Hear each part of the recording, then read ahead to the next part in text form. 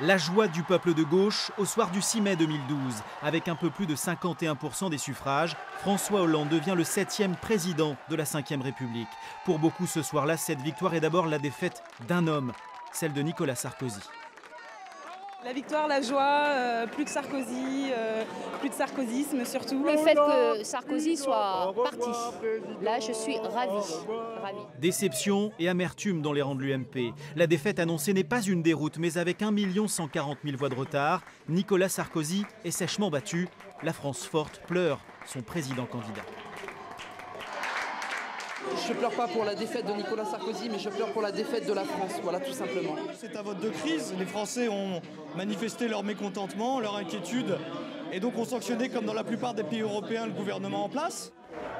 À Paris, le soulagement des ténors du PS. Cette campagne fut terrible avec des primaires internes violentes et un scandale DSK qui a fait craindre le pire à une gauche qui n'avait pas gagné une présidentielle depuis 1988. C'est intense parce que ça a été une campagne longue, difficile, éprouvante, fatigante.